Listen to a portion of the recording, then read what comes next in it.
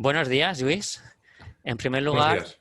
desde la UPM, pues queremos agradecer a Lluís Chico Roca, socio director de la compañía Neosurgery, sobre la que han visto un vídeo de presentación anteriormente, su participación en este evento organizado por la Oficina Española de Patentes y Marcas y la Oficina Europea de Patentes sobre patentes y dispositivos médicos.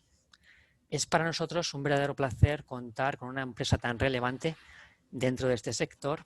Ya en 2014 fuisteis uno de los casos que incluimos en la compilación que elaboramos sobre casos de éxito empresarial en España, donde la propiedad industrial había jugado un papel relevante. Y ahora, dentro de este evento, que dadas las circunstancias pues no se puede celebrar presencialmente, pues vamos a plantearos una serie de preguntas con el objeto de conocer la empresa y tratar de ilustrar el funcionamiento de una empresa de este sector y su utilización de las patentes. Entonces, la primera pregunta sería, ¿cuándo se creó la empresa Neosurgery y quiénes la formaron inicialmente? Gracias, Leopoldo. Bueno, antes que nada también agradeceros a vosotros, a la OEPM, la confianza de nuevo en pensar en Neos como un ejemplo que siempre ayuda a superar esos momentos difíciles que en toda aventura empresarial existen, ¿no? Por suerte ahora estamos en un momento bueno, pero de los malos es de los que aprendes, ¿no? Y yo quería empezar casi por ahí, ¿no? Me preguntabas, ¿cuándo se funda Neos? Pues mira, Neos se funda hace unos años ya, en 2003, un cirujano y dos centros tecnológicos, Eurecat y Tecnalia, y algunos que nos gusta la aventura y la innovación y crear industria de valor añadido, pues nos unimos para crear un proyecto en el entorno de la neurocirugía, ¿no? Crear productos, medical devices implantables para neurocirugía. Este es el leitmotiv inicial de la compañía y de algún modo continúa siendo, aunque sofisticado, continúa siendo el leitmotiv de la compañía, ¿no? Esto empieza en 2003, como te digo, pero pasa por una fase complicada en 2007, cuando prácticamente la empresa se desaparece. Después de un primer producto que es un gran fracaso, ¿no? Es un gran fracaso comercial y que con el tiempo hemos visto que fue crucial para llegar hasta donde hemos llegado, ¿no? Y yo creo que hay que empezar un poco dando la importancia que cualquier empresa que quiera llegar algún día a tener un cierto éxito, yo creo que necesariamente debería pasar por una serie de fracasos previos, ¿no? En el éxito está implícito el fracaso y creo que hay que empezar a reivindicar sin penalizar, ¿no? El fracaso por hacer, que es de donde se aprende, y no en cambio aquello jugar al fracaso por no hacer, ¿no? Que es lo más sencillo. Ante una situación difícil, a veces tendemos a no hacer para no fracasar, cuando en realidad el hacer es el que nos permite avanzar, ¿no? Tropezar y levantarnos con más conocimiento y poder llegar al éxito, ¿no? Sí, muy interesante, ¿no? La referencia al fracaso para aprender, ¿no? Y mejorar. ¿Y cuántos empleados posee la empresa actualmente? ¿Sería una pequeña mediana empresa? O bueno, ¿cómo se Nosotros definiría? aún somos una pequeña empresa, llegamos ahora a los 20 trabajadores, aunque seguramente cada uno cuenta por 1,5, ¿no? Es decir, hay un compromiso muy alto del equipo y yo creo que somos 20, pero probablemente hacemos trabajo por casi el doble, ¿no? Y no lo digo lo digo un poco basándome en lo que son las referencias a nivel internacional, ¿no? Empresas homólogas a nosotros en otros territorios como en Estados Unidos, pues tienen, haciendo productos o soluciones similares, persiguiendo objetivos similares, cuentan con plantillas el doble y mucho más nivel de inversión, ¿no? Sí, y dentro de los dispositivos médicos, ¿en qué sector concretamente se especializan? Pues mira, como te decía antes, nosotros empezamos por buscar necesidades médicas no cubiertas en el sector de la neurocirugía, y ahí seguimos. Creamos implantes, básicamente cierres quirúrgicos implantables de alta eficiencia. ¿Qué significa esto? Que al final ahorran algún tipo de coste, sea directo o indirecto, al médico, al paciente o al sistema, ¿no? Desde cierres para cráneo después de una cirugía de cerebro, hasta estamos trabajando ahora en un cierre de columna vertebral para resolver el problema de las hernias discales. y también estamos muy centrados en un cierre traumático para cirugías a corazón abierto, ¿no? Como ya mencionó antes, ¿no?, que la empresa nació en 2003, entonces casi ya se están acercando a la mayoría de edad y bueno, es conocido que son numerosas las empresas de base tecnológica como spin-offs que surgen de proyectos de investigación universitarios o del sector público y no logran llegar a la madurez. ¿Qué es lo que piensa, aparte, ¿no?, de lo que comentó anteriormente, del fracaso, ¿no?, que les permitió aprender y evitar, ¿no?, volver a esa situación? ¿Qué es lo que ha hecho posible, en su opinión, esta longevidad comparada con otras empresas de Neurosurgery? Y yo sigo tirando del mismo, que para mí no es un tópico, ¿eh? Nosotros nos lo aplicamos porque es la manera de avanzar, ¿no? Lo que lo ha permitido básicamente es como decía, creo que Churchill, ¿no? Es ir de fracaso en fracaso sin perder el entusiasmo, ¿no? Esa es la clave, esa es la clave. Pero sobre todo, y además, yo creo que también es contar con un equipo muy, muy comprometido, como te decía antes, y clave haber llegado a mercado, ¿no? Haber llegado hasta el final, hasta poder vender nuestros productos, aprender del feedback de mercado, de los usuarios, de los pacientes, ¿no? Que es al final el que te permite no solo mejorar tus primeros productos, sino incluso entender qué es lo que puede ser necesario en el futuro, cuáles son aquellas necesidades que aún no están cubiertas, ¿no? Sí, hablando entonces de innovación, ¿no?, que es la clave, ¿no?, es la clave de la empresa. ¿Cuál es la estrategia de innovación que tienen y el proceso de trabajo en esa innovación? Mira, nosotros, como te decía, el estar en mercado, el estar vendiendo, estar trabajando, sea con cirujanos, con distribuidores, yendo a congresos, etcétera, nos permite detectar qué es lo que puede ser necesario, ¿no? Qué es lo que les falta. E incluso vamos muy a menudo todo lo que podemos, ahora un poco más complicado, ¿eh?, con la crisis del COVID, pero todo lo que podemos a cirugías, ¿no? Como observadores, simplemente, porque a veces desde la óptica del que está, ¿no?, operando, pues no se da cuenta de determinados procesos que son mejorables o determinados productos que no existen y podrían existir. Y en cambio, desde una óptica de observador y quizá con una disciplina distinta, más de ingeniero o científico, pues eso nos permite detectar esas necesidades no cubiertas. Ese es el primer punto, ¿no? Luego, el segundo punto es decir, bueno, hemos detectado que esto es necesario. El segundo análisis que hacemos es pensar si esto es protegible, si esto es patentable, justamente, ¿no? Para nosotros, la patente es nuestra garantía, ¿no?, nuestro gran activo, con lo cual, si hay una necesidad no cubierta, pero que el modo de organización o que no le vemos capacidad de protección, difícilmente vamos a entrar en eso. No es nuestra oportunidad, quizá es más una oportunidad para una compañía más consolidada, ¿no?, y con más potencia de ventas que pueden aprovechar ahí, ¿no?, es su gran activo, ¿no? Y luego, yo diría que lo que te decía al principio, fallar rápido, ¿no? Es decir, no hacer un producto hasta el final, sino ir testeándolo muy rápido, aquello que dicen los americanos de fail fast, ¿no?, para aprender de lo que no estás haciendo bien, ¿no?, y del feedback Sí. continuo de los usuarios finales. Bueno, entonces ya hemos llegado, ya ha mencionado el tema de las patentes, ¿no?, que es el centro de Sí. esta actividad. Y entonces, bueno, entiendo que todos en la empresa son conscientes, ¿no?, de la necesidad de proteger los resultados de la investigación mediante patente. Y me gustaría saber si también son conscientes de la necesidad de realizar estudios previos, ¿no?, de lo que existe en el estado de la técnica antes de iniciar una investigación, ¿no?, para evitar lo que tantas veces ocurre, sobre todo en el sector público, ¿no?, de reinventar la rueda. Se realizan estos estudios, supongo, ¿no?, previos. Sí, por supuesto. Lo que pasa es que es un tema que no podemos hacer aquello cuando encontramos la idea, ¿no?, o la necesidad no cubierta.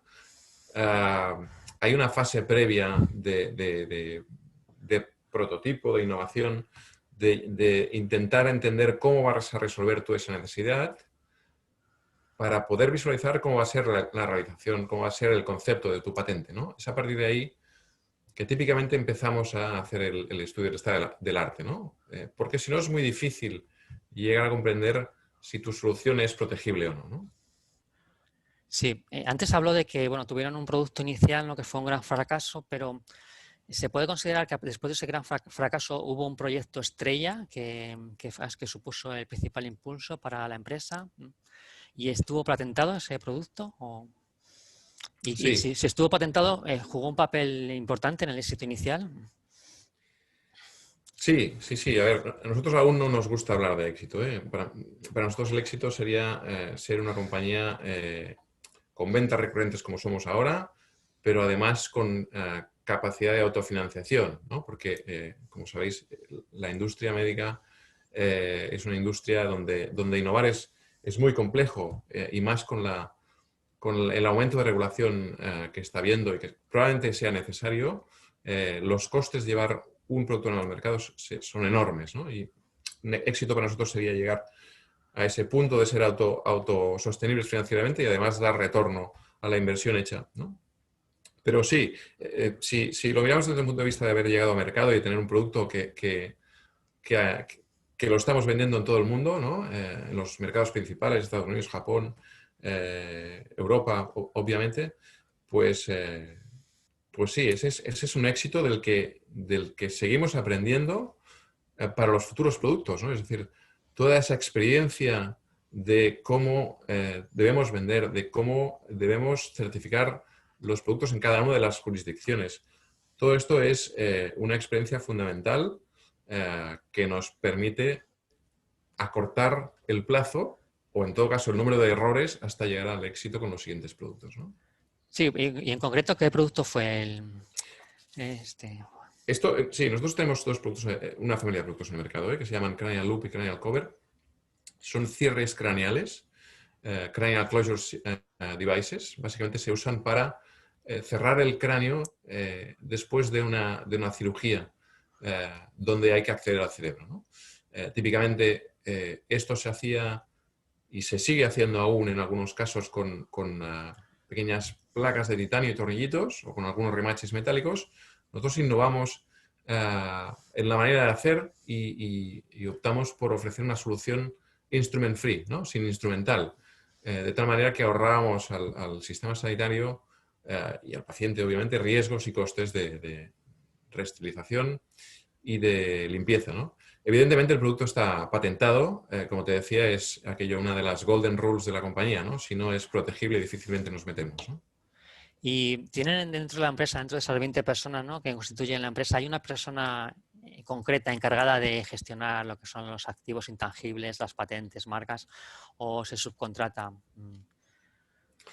Bueno, es un mix, ¿eh? Nosotros tenemos una figura que se llama el IPR Coordinator, ¿vale? Que al final es alguien que coordina todos los activos en forma de propiedad intelectual que tenemos con las oficinas o los despachos especializados, ¿no? No tenemos, por desgracia, un tamaño suficiente para tener a alguien dedicado 100% y con un expertise ¿no? Sí, sí. extendido. Lo que hacemos es básicamente tener a alguien que coordina, ¿no? los activos, que tiene ya una cierta experiencia en qué es una patente, en todas las fases, en qué debemos proteger y qué no, pero nos apoyamos obviamente en los profesionales específicos, ¿no? Sí, Consultorías. y a la hora de abordar la presentación de solicitud de patente, ¿cuál es su estrategia? ¿En qué estados suelen proteger? Aunque, bueno, ya he mencionado, me imagino que serán los estados donde más se vende, ¿no? Pero, ¿puede comentar algo al respecto? Sí, sí. Nosotros típicamente siempre empezamos por bien patente europea o patente española, seguida de una PCT, ¿no? Eh, porque al final es lo que nos permite seguir trabajando en el desarrollo del producto que sea, ¿no? Incluso ocasionalmente proteger características nuevas añadidas, ¿no? Tras la protección inicial, pero sobre todo nos permite reducir la inversión necesaria, ¿no? Mientras, en esas fases iniciales, mientras estamos decidiendo cuál es exactamente la estrategia de patentes y también el propio desarrollo, la realización del producto, ¿no? Sí, ya veo. Utilizan el PCT, ¿no?, en lo que dicen algunos profesionales que significa para comprar tiempo, ¿no? Exacto, justo, Mientras justo. consiguen la Es un gran financiación. concepto, sí. Y en cuanto a que usuarios del sistema de patentes, ¿no?, grandes usuarios, ¿cuál es sería su principal crítica al mismo, ¿no? Si pudieran, ¿qué modificarían de este sistema? Hombre, yo diría que seguramente la diversidad de criterios que a veces nos encontramos, ¿no? En función del territorio, ¿no? Esa es una parte compleja porque primero te genera incertidumbre, es decir, lo que es bueno para Europa quizá no es bueno para Estados Unidos, o lo que es bueno para Estados Unidos no es bueno para Japón, por ejemplo, ¿no? Además de los costes que eso implica, ¿no? Solo incertidumbre, ¿no? Entonces yo diría que la principal crítica sería ojalá algún día tuviéramos una PCT mundial, ¿no? Que lo intenta ser, pero aún más, ¿no? Sí, sí, que fuera no solo el procedimiento preliminar, sino bueno, todo el procedimiento, ¿no? Exacto. Sí. Bueno, es una gran utopía, pero bueno, Sí. entiendo que sería sí, muy útil para todas las empresas. Y bueno, como sabe, pues dentro del campo en el que trabajan, ¿no? Los dispositivos médicos, pues se caracteriza, que es un tema en el que vamos a hablar en esta actividad que estamos celebrando, es la exclusión de la patentabilidad, ¿no? De los métodos terapéuticos, quirúrgicos y de diagnóstico. No sé si su actividad se ha visto afectada por esta exclusión de la patentabilidad en algún momento, o bueno, o como realmente patentan dispositivos, no les afecta demasiado. Pues no nos hemos encontrado aún con esta problemática, en el sentido que evidentemente que hay método al utilizar nuestros dispositivos, pero lo que es realmente importante, lo que es diferenciador es el dispositivo en sí o el instrumental, con lo cual ahí queda protegida, ¿no? la innovación, con lo cual no nos hemos visto forzados a analizar el caso de cómo, qué pasaría en el caso de proteger el método también, ¿no? Ya, ya. Y bueno, em, ¿cómo aborda su empresa los próximos años? ¿Pretenden seguir especializándose en cirugía neurológica, intracraneal, o van a extenderse a otros sectores? Si es así, ¿a cuáles? Perdona, ¿puedes repetir la pregunta, ¿le puedo? Sí, sí, que si se van a seguir especializando en cirugía intracraneal, en estos dispositivos que ha comentado anteriormente, o pretenden extender su actividad a otros sectores, o si así fuera, ¿cuáles? Pues, como te decía al principio, estamos muy especializados en neurocirugía, ese es nuestro expertise clínico y también el canal comercial principal. Ahí incluimos nuestras dos grandes líneas de producto, cráneo y spine, columna vertebral, ¿no? Y en este segundo apartado es donde donde tenemos la mayor inversión de la compañía con un dispositivo, como te decía al principio, para resolver la hernia discal, ¿no? Un cierre de disco vertebral, que lo que haría es sellar el agujero que crea la operación cuando te hacen una operación de disectomía, ¿no? Te sacan el núcleo herniado y no hay nada ahora para cerrar. Y en ese espacio, ahí realmente es donde estamos creando no un dispositivo distinto a una solución existente, sino más bien una solución nueva. Aquí no existe más que una empresa americana que va un poco por delante nuestro. Somos las dos únicas compañías que están trabajando en un cierre de disco vertebral para ahorrar el problema de la reherniación, ¿no? Sí. Y ese es nuestro gran campo de actuación futuro, además de, como te decía, también incorporar tecnología que ahora usamos en el cráneo, para cierre de cráneo, incorporarla también para cirugía de corazón abierto. Sí, muy bien. Bueno, la siguiente pregunta un poco ya se ha contestado, ¿no? Porque sería, dentro del campo en el que trabajan en los dispositivos médicos, no sé si hay algún problema que lleva planteado muchos años y que realmente si se lograra inventar un dispositivo para solucionar ese problema, pues sería un producto estrella, ¿no? Tipo lo que se llama blockbuster. Sería un poco lo que ha comentado respecto al cierre, ¿no? En la cirugía de hernia de disco, pero no sé si habría algo más que le viene a la mente en este momento. Hombre, Bueno, es una pregunta complicada, ¿no? seguro que sí, Ya. aunque ahora mismo no te sabría decir. Hay muchas necesidades no cubiertas aún, ¿no? Sí, sí. Eh, ¿Y cómo ve la evolución de la compañía en los próximos años? Bueno, eso hay que ser un poco adivino, ¿no? Pero si van a seguir Mira, creciendo. nosotros estamos muy animados porque hemos llegado a un milestone que para nosotros es muy importante, ¿no? En todo proceso de desarrollo de un producto médico y más implantable, hay una fase crítica que son los estudios clínicos, ¿no? Los ensayos clínicos, ¿no? Con pacientes humanos, con pacientes reales, ¿no? Es decir, nosotros estamos ahora empezando en el dispositivo, lo llamamos Disc Care, el dispositivo para cierre de hernia discal. Justo hemos empezado ahora los ensayos clínicos, llevamos unos pocos pacientes con unos meses de implantación. La verdad es que está yendo muy bien. Todo esto es largo porque no es solo necesario que sean 6 meses, sino que son necesarios años de seguimiento para comprobar que el producto hace la función y además es seguro y no crea problemas añadidos. Pero la verdad es que este es un hito importantísimo que nos hace prever que la compañía va a ir a mucho mejor en el sentido de que tenemos que está dando resultado aquello lo que llevamos invirtiendo muchos años, ¿no? Bueno, me alegro. Ya la última pregunta, ¿no? Su empresa pues, se puede considerar un ejemplo de lo que es la economía del conocimiento, ¿no? A la que deberíamos tender, ¿no? Pero en lo que desafortunadamente parece que no, en este país no hemos tenido éxito de momento. ¿Qué es lo que falta en su opinión para que se pueda lograr ese objetivo?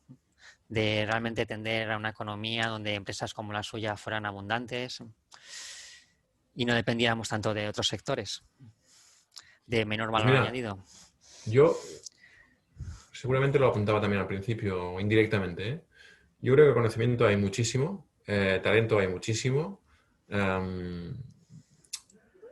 Lo que quizá, a mi parecer, a veces es necesario promover es la capacidad de asumir riesgo, ¿no? Desde muchos lados, ¿eh? Desde tanto el lado emprendedor como desde el lado inversor en nuestro entorno, ¿no? Y también, que esto va cambiando, ¿eh? Pero aún hay una cultura, creo, de asumir poco riesgo, posiblemente también, no sé, igual por aquello que te decía de que en mi opinión se penaliza mucho el fracaso por hacer y en cambio no penalizamos el fracaso por no hacer, ¿no? Y ese es un paradigma que creo que tendríamos que ir cambiando, ¿no? Realmente el fracaso por hacer es el que hace avanzar, ¿no? Y no es criticable, todo lo contrario, es la crisis que te permite encontrar la oportunidad, ¿no? En cambio, lo que sí que nos suma es no arriesgar, ¿no? Es que para mí es un fracaso, es el no hacer, ¿no? Y si cambiásemos ese paradigma es un tema quizá de algunos años, que yo empiezo a ver cambios de mentalidad en ese sentido, tendríamos más empresas de alto valor añadido, ¿no? Bueno, pues muchas gracias. Me alegra saber que parece ser que la cosa está cambiando, ¿no? Es su impresión y muchas gracias por la información que nos ha proporcionado sobre su empresa, muy enriquecedora y bueno, le deseamos mucha suerte a usted y a la empresa porque será bueno para todos. Pues Muy bien, muchas gracias también, igualmente.